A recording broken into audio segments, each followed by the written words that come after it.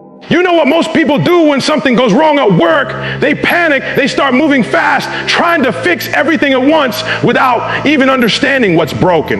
They react instead of reflect. But reacting doesn't solve anything. It just adds noise to the chaos. The real secret to solving big problems starts with one simple habit: stop reacting and start understanding. Because the truth is, you can't solve what you haven't taken the time to see clearly.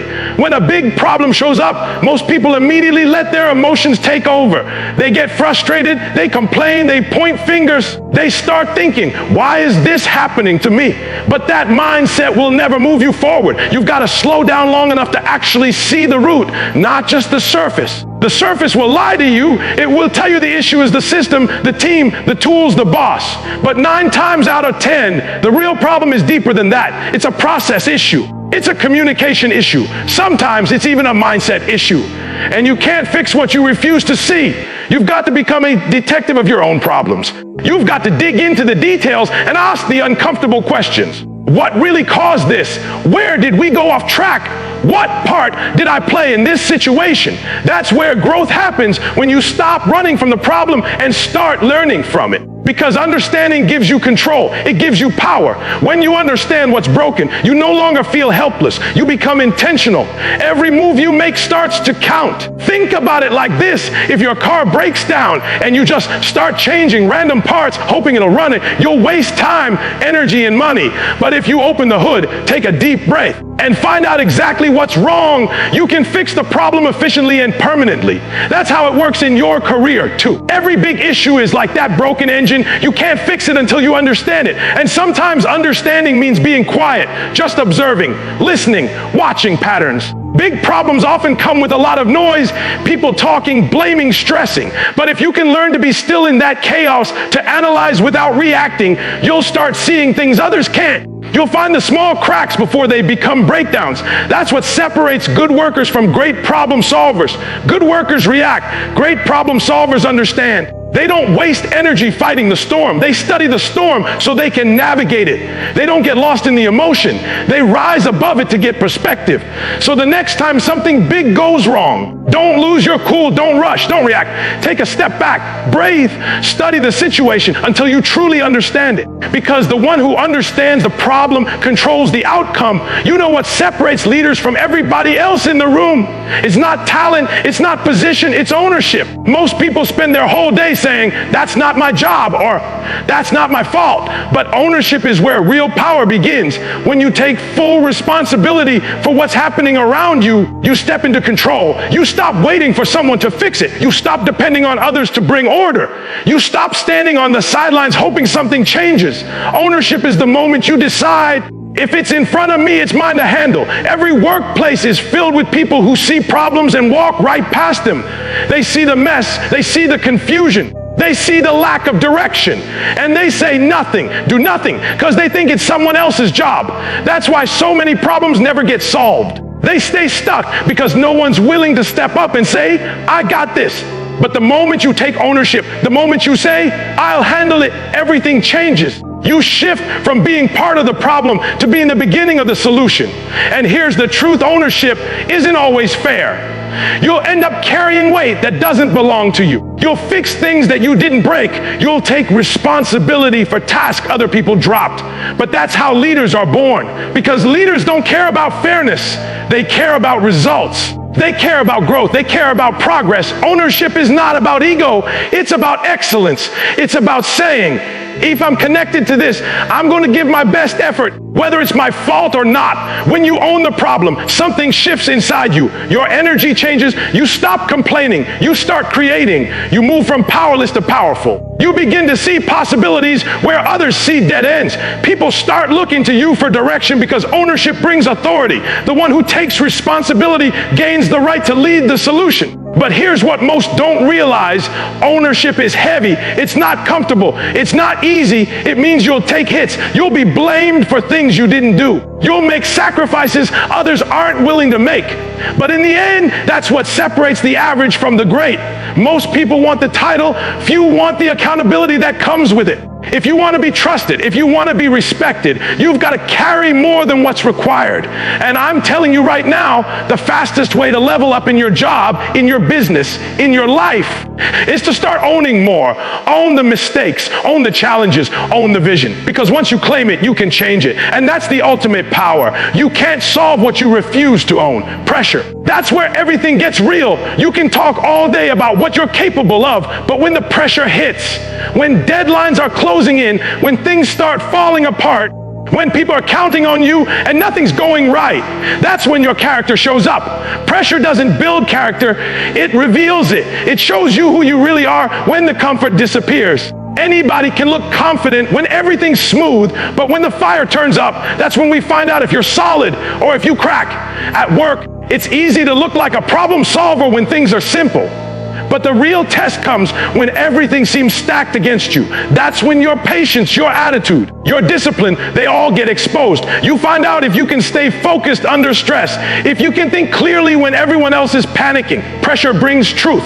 It doesn't lie. It strips away the mask and shows your raw mindset. And that's the moment that defines you. The reason most people fold under pressure isn't because they don't have what it takes. It's because they never prepared for that moment. They've been coasting, waiting for ideal conditions. But the truth is, pressure is part of the process. Growth demands it. Every great breakthrough was born in a moment of pressure. Every solution that changed an organization came from someone who refused to fold when the weight got heavy. When that pressure hits, you've got two options. You can let it crush you, or you can let it craft you. The difference is mindset. Some people run from the fire because it's uncomfortable. Others walk into it because they know diamonds don't come out of comfort. They come out of pressure. Every test is training. Every tough day is shaping your endurance. Every challenge that feels unfair is building your strength for the next level. And sometimes that pressure isn't just external, it's internal.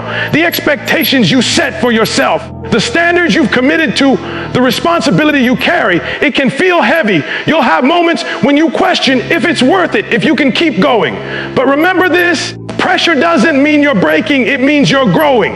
You're being stretched to hold more, to handle more, to become more. The truth is, greatness never comes from avoiding pressure. It comes from facing it with courage and composure. When everyone else is losing their cool, the real leader stays centered. When everything is falling apart, the one who can breathe, focus, and move forward becomes the anchor for everyone else. That's what leadership under pressure looks like. Not perfection, but composure. So don't fear the pressure. Don't wish it away. Let it show you who you are. Because the ones who learn to perform under pressure don't just survive the storm, they master it. When you're faced with a big problem, the first instinct is to think it's too complicated, too heavy, too much to handle. But the truth is, most big problems aren't really that big. They just look that way because we haven't broken them down. Every big problem is made up of smaller, solvable pieces. The challenge isn't the problem itself. It's your ability to simplify it. You've got to stop seeing the mountain and start focusing on the steps. Because no one climbs the whole mountain at once. They take it one step, one move, one decision at a time. The reason most people freeze when big problems show up is because they let the size of the situation overwhelm them. They see the entire thing and think, there's no way I can fix all of this. But that's the trap. You're not supposed to fix everything at once. You're supposed to break it down piece by piece until it becomes something you can handle. The best problem solvers aren't the ones who have all the answers. They're the ones who know how to simplify the chaos. They know how to take a mess and organize it into parts that make sense. You've got to learn how to zoom in, take the problem, and instead of looking at it as a giant wall, start asking, what's one part of this I can control right now? Because progress doesn't come from solving everything. It comes from solving something. One small step forward is better than being stuck trying to figure out the whole picture. Simplifying the problem doesn't mean you're making it easier. It means you're making it possible. Think about when you first started something new at work, a big project, a new role, a system you didn't understand. It felt impossible, right? But once you broke it down, once you learned it piece by piece, it started making sense. That's the power of simplification. What once felt overwhelming became manageable because you took it apart and handled it in parts. You've got to be patient enough to go piece by piece. Some people want quick solutions, fast results, overnight fixes. But big problems demand steady focus. You can't rush clarity. You can't rush solutions. Every time you simplify, you take back control from the chaos. You stop reacting. You start creating a plan. You replace confusion with direction. And that's when things start to move. When you break a big problem into small, clear actions, you give yourself permission to win in stages. You start stacking small victories, and before you know it, the mountain doesn't look so high anymore. That's how big problems fall, not with one giant move, but with consistent, simple steps. So don't let the size of the challenge intimidate you. Break it down, simplify it, handle what's in front of you today, and tomorrow will take care of itself in every workplace, every team, every organization. There's one thing that can either build momentum or completely destroy it: communication. Most problems don't grow because they're too hard to solve. They grow because people stop talking or start blaming. The way you communicate under pressure determines whether your team moves forward or falls apart. When challenges hit, you've got to choose your words carefully. You can't talk like a victim and expect to lead like a winner. The language you use has power. It can unite or divide, motivate or drain, solve or create more confusion. The truth is, when things go wrong, the easiest thing to do is to talk about who's at fault. People start pointing fingers, defending themselves, protecting their image. But none of that fixes the problem. The energy that could have gone into finding a solution gets wasted on arguments and ego. Real leaders don't use their voice to assign blame. They use it to bring direction. They speak life into chaos. They don't panic. They bring calm. They don't complain. They clarify. Because when you communicate with purpose, you create progress. You've got to learn how to speak like someone who's part of the solution. That means your words carry responsibility. Instead of saying, "This is a mess," say, "Here's what we can do to fix it." Instead of saying, "Nobody told me," say, "Let's make sure we improve our communication next time." That shift in tone changes everything. Because words are seeds. Whatever you plant in the middle of a problem will grow. If you plant negativity, you'll grow tension. If you plant ownership and direction, you'll grow teamwork and results. And don't forget, communication isn't just about talking, it's about listening. Sometimes the best thing you can do in the middle of a tough situation is to stop talking and really hear what others are saying. Most conflicts could be solved if people would listen to understand instead of listening to respond. When you listen deeply, you start to see the full picture. You catch the things that others miss. You understand the emotional side of the problem, not just the technical side. That's how trust is built. When people trust that your words are grounded in truth, they'll follow your lead even through the hardest challenges. But if your words are inconsistent, if one day you're calm and the next you're chaotic, you'll lose that trust. So you've got to discipline your communication. Even when you're frustrated, even when you're under pressure, learn to speak with control. Leadership isn't about being loud, it's about being clear. It's about using your voice to create order where there's disorder. Because in the end, your ability to solve problems isn't just about what you know. It's about what you say, how you say it, and how well you can get others to believe in the solution with you. When you communicate like a leader, you turn confusion into clarity and problems into progress. Sometimes the biggest realization you can have is that the problem isn't always around you, it's within you. We spend so much time trying to change situations, fix people, or adjust circumstances, but the truth is the most powerful change starts inside. You can't solve a problem with the same mindset that created it. Sometimes the answer isn't another meeting, another strategy, or another plan. Sometimes the answer is growth. It's becoming the kind of person who can handle the challenge with clarity, patience, and strength. Because when you grow, everything around you starts to shift. Think about it. Most of the frustration you face at work doesn't come from the problem itself. It comes from how you react to it. It's your expectations, your habits, your emotions. You can't control every situation, but you can control how you show up in it. And that's where the real transformation happens. You start to realize that solving problems isn't just about what you do, it's about who you become.